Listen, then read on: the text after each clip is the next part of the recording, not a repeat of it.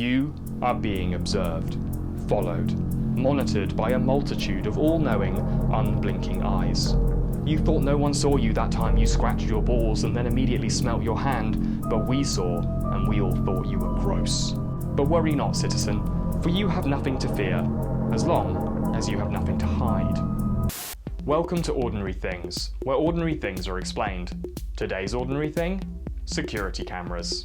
But what are security cameras? Security cameras are video surveillance devices used to record events in a specific area with the purpose of capturing instances of crime or other undesirable/hilarious behaviour.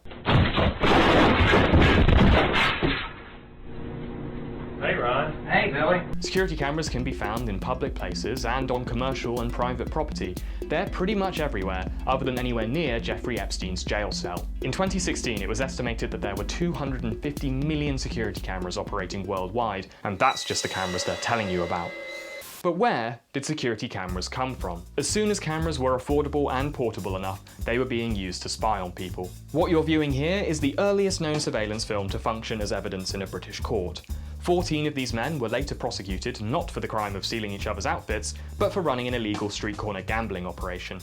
However, the first true closed-circuit television system, or CCTV, was installed in Germany in the 1940s, when nothing else that's terrifying or totalitarian was going on. The system's original purpose was to monitor the launch of Hitler's shiny new V2 rockets. This topic can tend to get a little Hitlery, so I've set up the Hitler Reference Counter, or HRC, to keep me from going overboard. Fast forward to the 1960s and security cameras were no longer the reserve of missile-owning fascists, and businesses could now use them to monitor their loyal customers.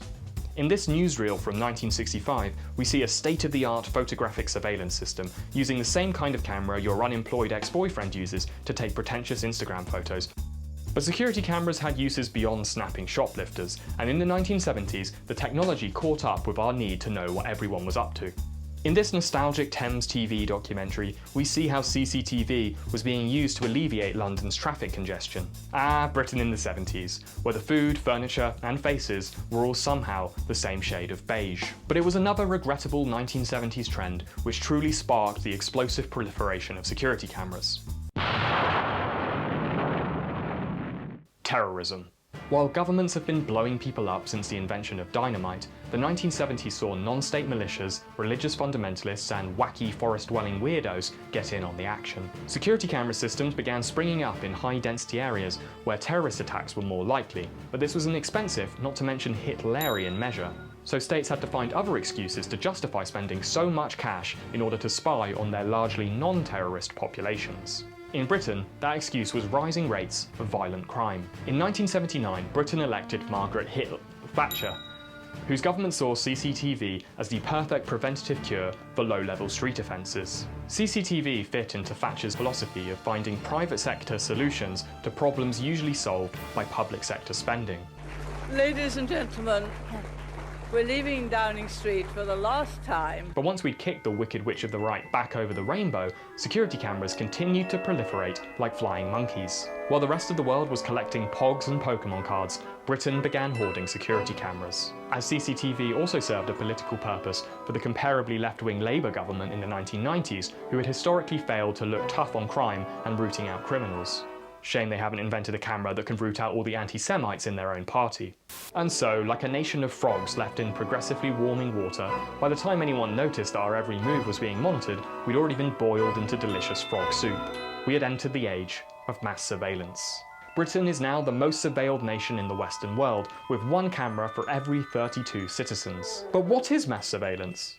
When a government loves its population very much, it likes to know what it's doing and where it is at all times. Most of us would still say we value our privacy, but the problem with privacy is that it's an intangible concept.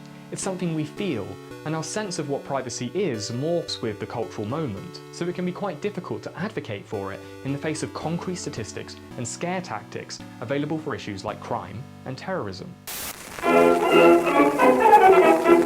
And that's why I believe every citizen has an inalienable right to privacy, and this is why we should roll back the security state. That's all well and good, but like street violence and child rape are up 4%, so more security cameras.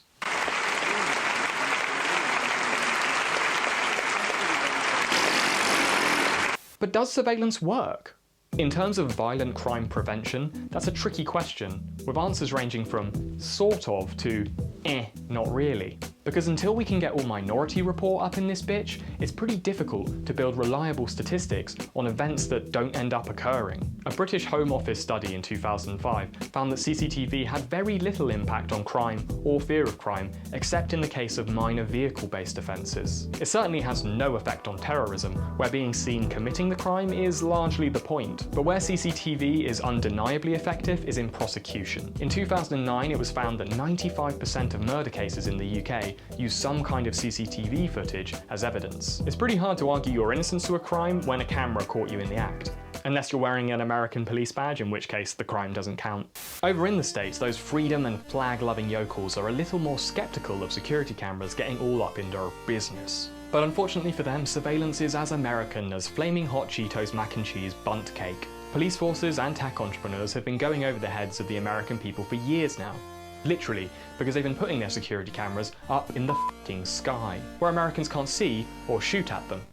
It's called Wide Area Motion Imagery, or whammy, and it involves an array of cameras on board an aircraft recording live, high-resolution images of an entire metropolitan area, with the ability to trace any person or vehicle moving outdoors. It's city-wide surveillance, filmed from a single point. Long-term trials of this surveillance technique have been conducted in Baltimore, Compton, and other major cities, mostly without ever informing residents or even city leaders. These trials were a joint operation between local police forces and a private firm called Persistent Surveillance Systems, or PSS, which, I just have to say, is the perfect acronym for a surveillance company, as in, psst, we're spying on you.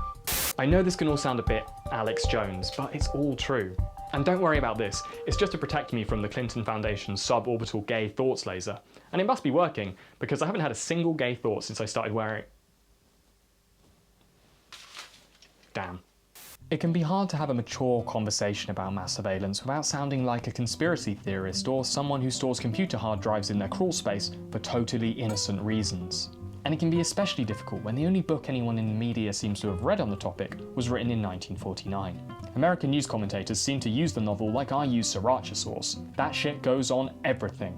Cue montage. I'm reminded of George Orwell's classic novel 1984. New chapter to George Orwell's 1984. That was President Trump yesterday turning into George Orwell in 1984. Eager to prove that they've read something other than Ayn Rand's Wikipedia page, the brainworms over at Fox News are particularly guilty of this. To them, it's like verbal outrage seasoning, peppered over any kind of government intervention or liberal groupthink that's unpopular that week. Whether that's millennials telling people not to use slurs or those evil bastards trying to institute free healthcare. In the end, it starts, you can say, good intentions. Sure. We want people to have, free healthcare and no one to be poor, whatever. Here, sentient luncheon meat Tucker Carlson compares it to people demanding stricter gun control. It seemed like one of those cultural moments worth being aware of, and so for educational purposes, we want to show you a short clip of what happened. Here it is.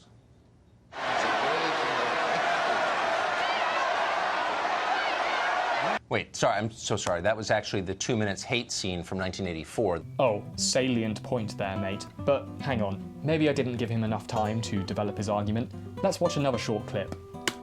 Oh no, wait, that's just CCTV footage of someone shaking a turd from their trouser leg. 1984 is specifically about a state surveilling its population, and a monolithic media organisation that warps the reality of its population by only producing propaganda that shows the establishment in a favourable light.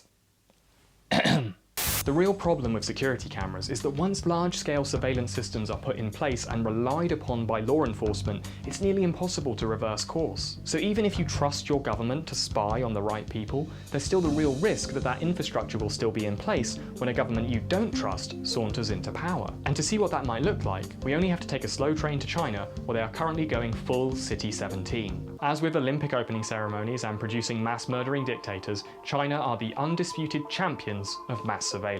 According to 2018 government official statistics, there are currently 200 million security cameras operating in China. That's 1 for every 7 people, and if China have a lot of anything, it's people. This security camera escalation really got going 5 years ago, when President Xi Jinping consolidated his power. Here he is, pictured looking like Hitler on his bachelorette party. Worth it. And it must have been pretty easy for him to transform China into Orwell's 1984, because after years of the one-child policy, no one remembered what a big brother was anyway. Using massive centralized databases, Chinese cities are using an enormous network of cameras and sophisticated facial recognition software that can identify individuals and build a complex activity profile around them. This technology is already being used to monitor and control ethnic minorities in the country's western provinces, where behavior is governed so strictly that even the purchase of a kitchen knife is recorded and requires your identification to be etched into the blade. Security companies like Yitu Tech have the difficult task of demonstrating how impressive their technology is without making it look like the pant-shittingly scary tools of a police state. Let's see how successful they are. Here, Yitu Technology shows off with this promotional film, which plays out like one man's city break romance with all the cameras he encounters.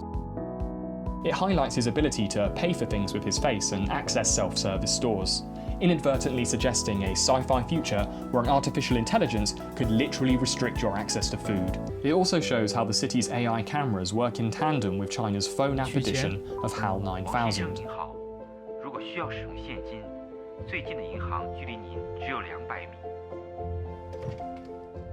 Wow, that thing looks even better than Siri. That's why I downloaded it on my phone to help with my Chinese historical research.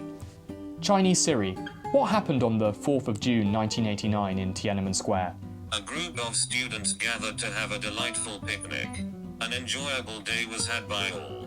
An education van has been dispatched to your location to inform you further.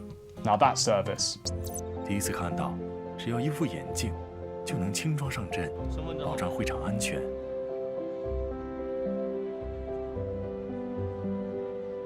God, that was close. That white-shirted man nearly got in. I'm sure glad Robocop saw the unimpeachable phone proof that he was a terrorist paedophile.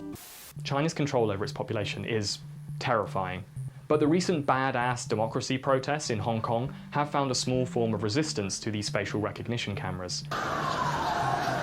Lasers, resulting in these debatably effective but undeniably cool laser beam light battles, just in case you needed any more confirmation that we're living in the goddamn future. But that's China, right? That couldn't happen here.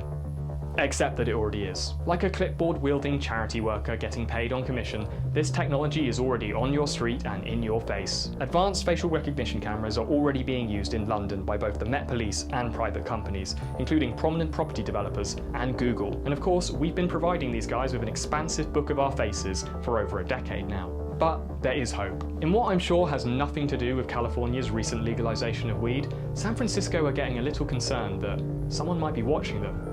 You just got this feeling, you know? As such, they've instituted a ban on any implementation of this facial recognition software. And like a stinky cloud of sour diesel, this justified paranoia is spreading across Northern California, with many cities considering similar bans. This proves that opposition is possible.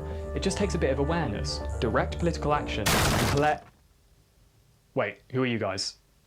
Wait, no, not the face!